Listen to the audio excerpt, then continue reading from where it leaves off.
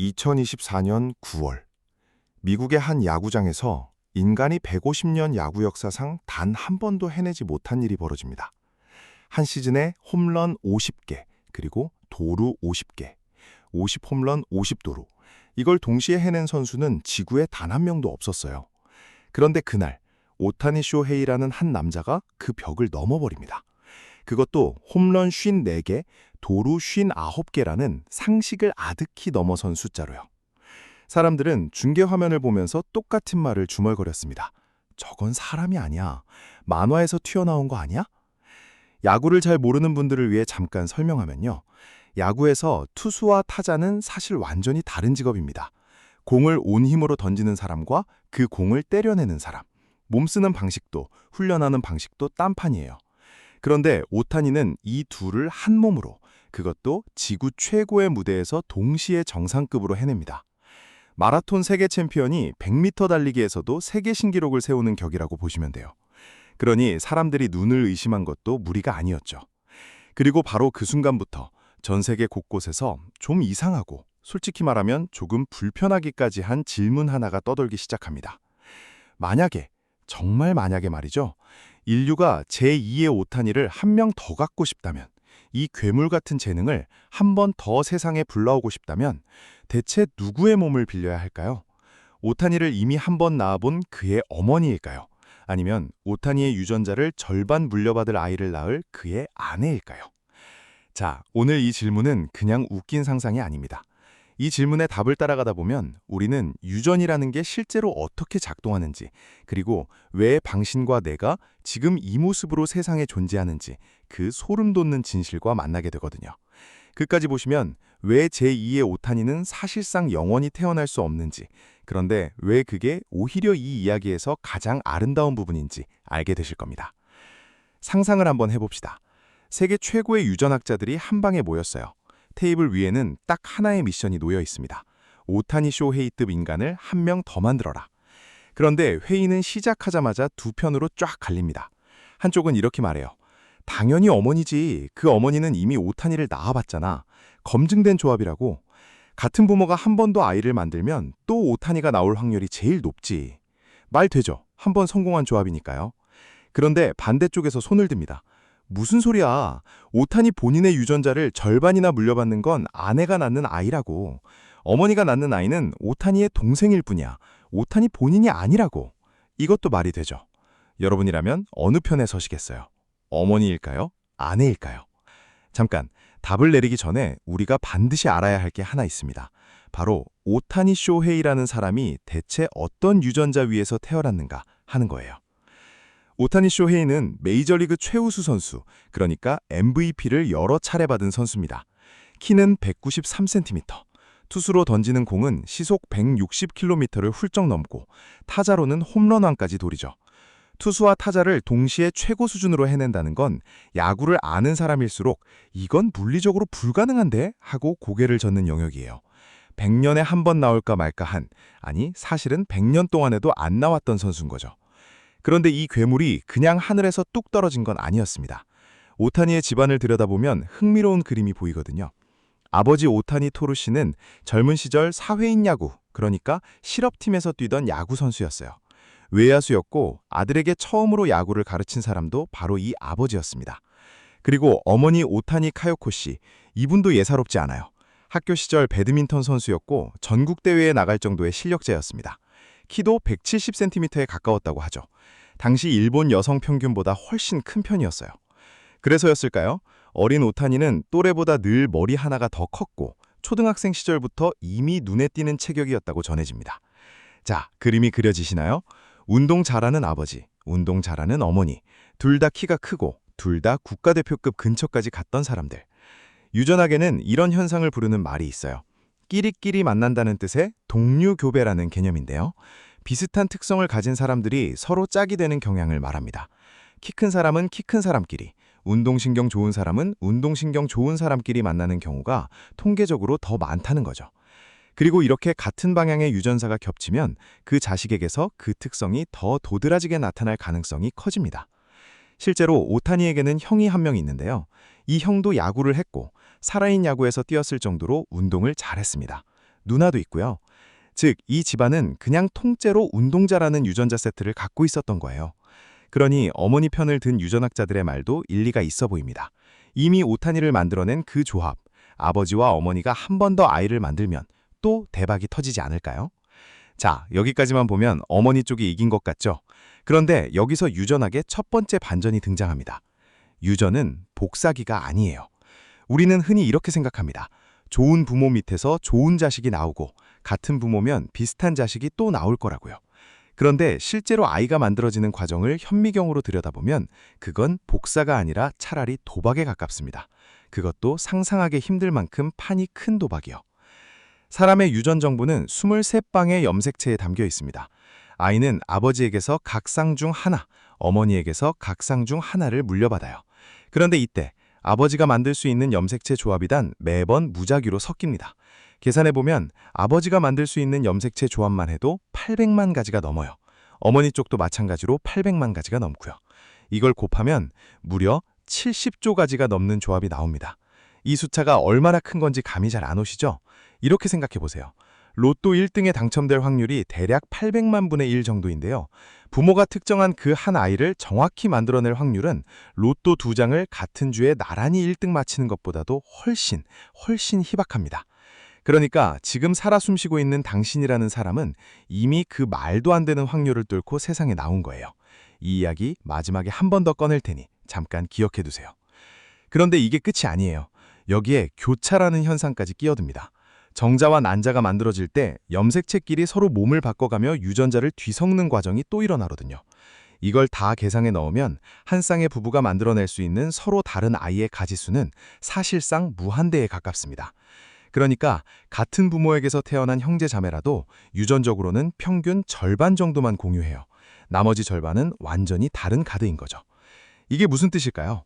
오타니의 어머니가 한 번 더 아이를 만든다고 쳐봅시다.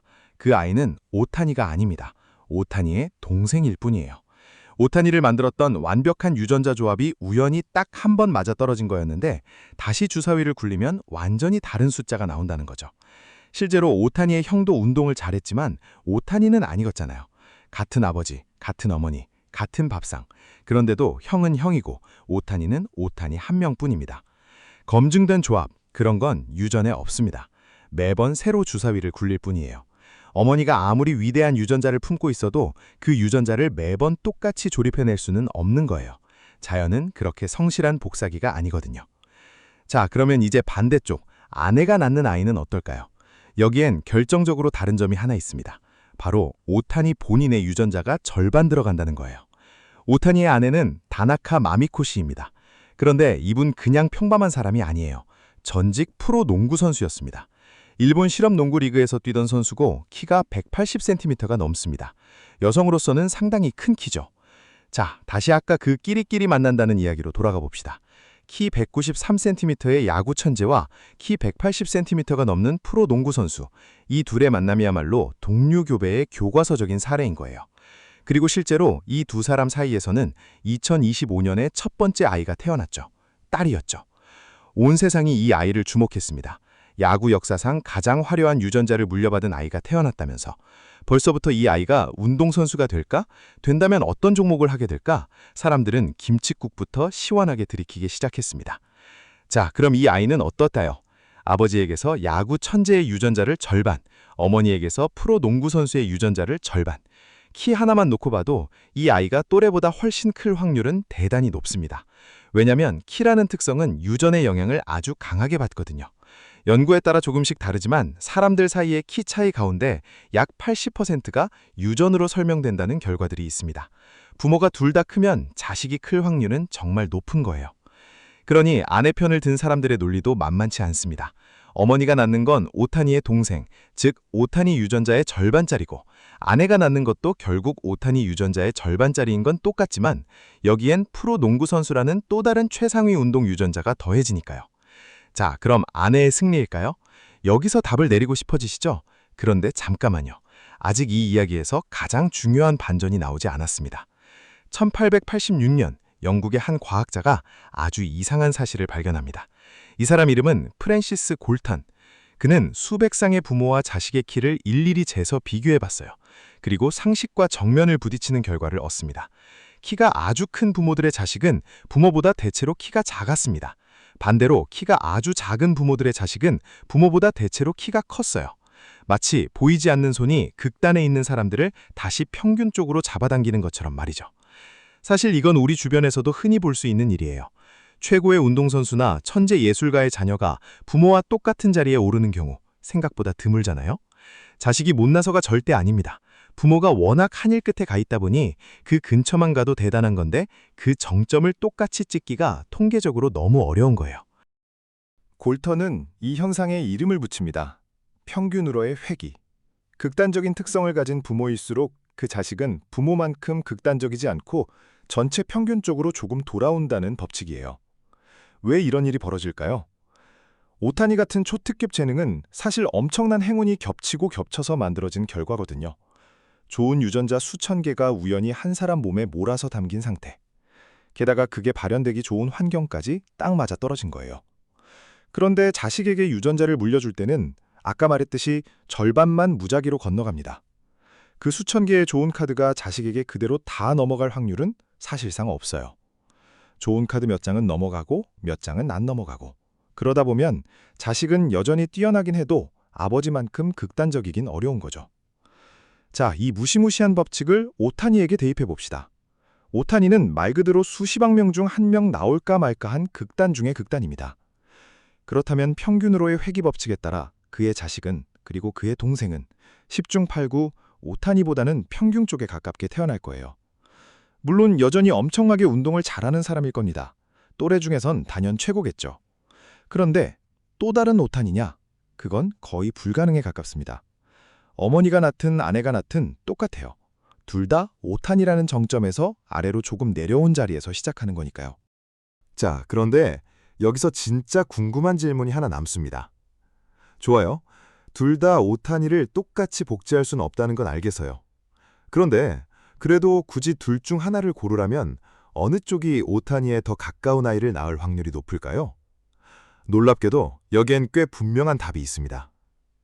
먼저 재밌는 사실 하나. 오타니의 동생이든 오타니의 자식이든 둘 다 오타니와 유전자를 평균 절반씩 공유해요. 형제 사이도 절반, 부부와 자식 사이도 절반이거든요. 그러니 오타니를 얼마나 닮았느냐, 그것만 놓고 보면 둘은 사실 비깁니다. 그렇다면 승부를 가르는 건 나머지 절반이에요. 그 절반을 대체 누구한테서 받느냐, 이게 핵심입니다. 어머니가 낳는 아이부터 볼까요? 이 아이의 유전자는 아버지 토오르 씨와 어머니 카야코 씨 두 분에게서 옵니다. 두 분 다 훌륭한 운동선수였죠. 그런데 아무리 훌륭해도 이 두 분은 오타니 쇼헤이가 아니에요. 실업야구 선수와 배드민턴 선수. 대단하지만 수십억 명 중 하나 나올 그 괴물급은 아니라는 거죠. 오타니는 이 두 분에게서 우연히 터진 대박이었습니다.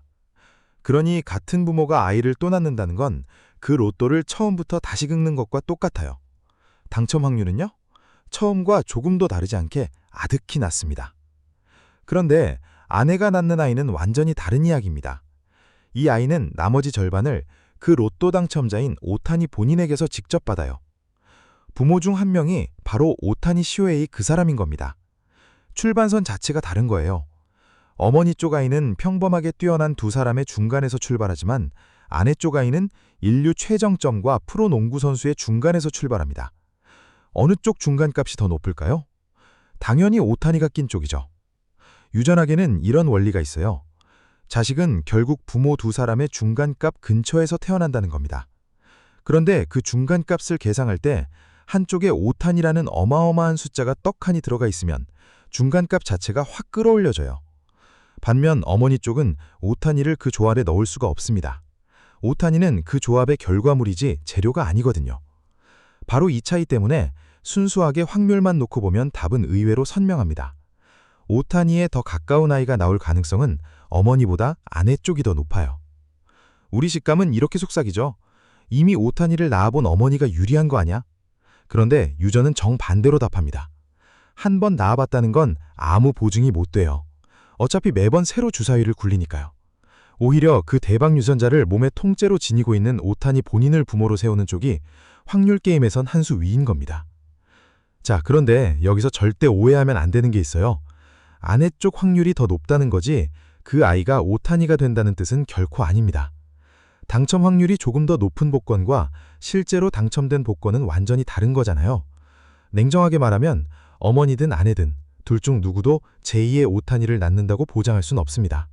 왜냐하면 오타니를 오타니로 만든 그 유전자 조합은 인류 역사에서 딱 한 번, 그 순간에만 맞춘 자물쇠거든요.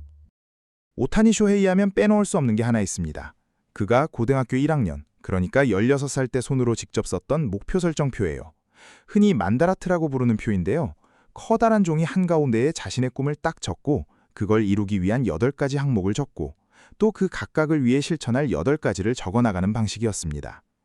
재미있는 건 그 항목 중에 운이라는 게 들어있었다는 거예요.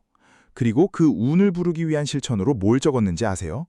쓰레기 줍기, 인사 잘하기, 심판을 대하는 태도. 16살짜리가 말이에요.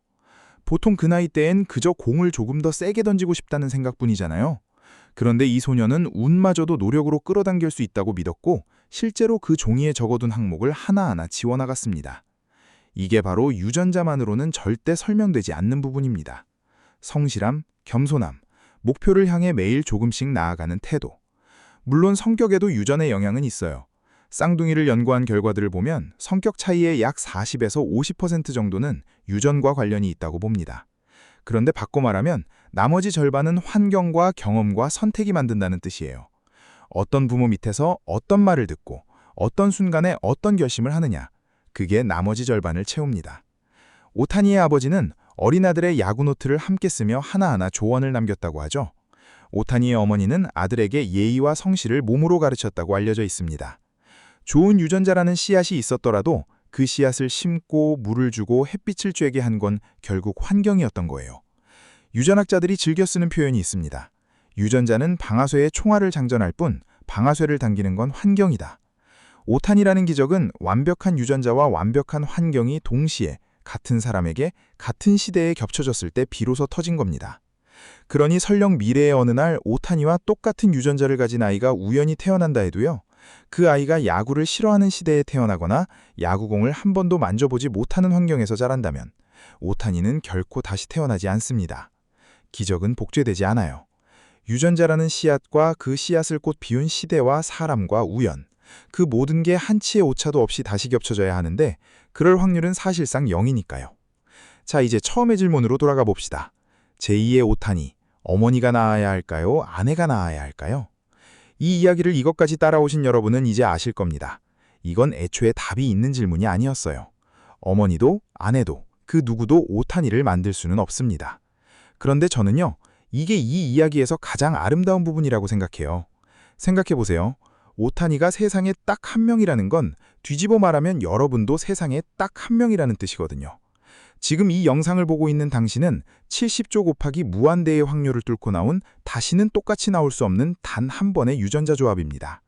당신의 부모가 아이를 한 명 더 낳아도 그 아이는 당신이 아니에요.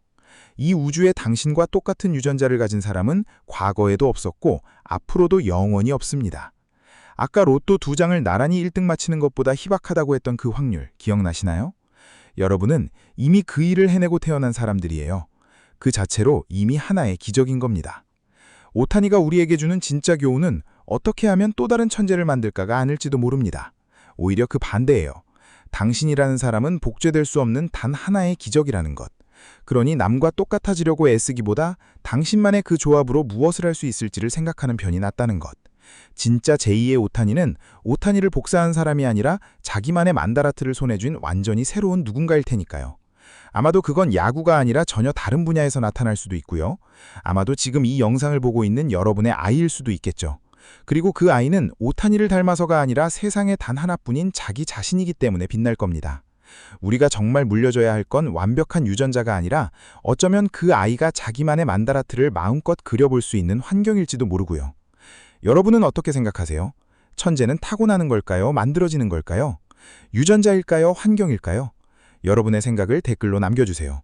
정답은 없지만 여러분 각자의 이야기가 참 궁금하거든요. 이 영상이 조금이라도 흥미로웠다면 구독과 좋아요 살짝 눌러주시면 큰 힘이 됩니다. 인간은 정말 더 뛰어난 인간을 만들어낼 수 있을까요? 그 위험한 질문의 끝에서 우리 다시 만나요.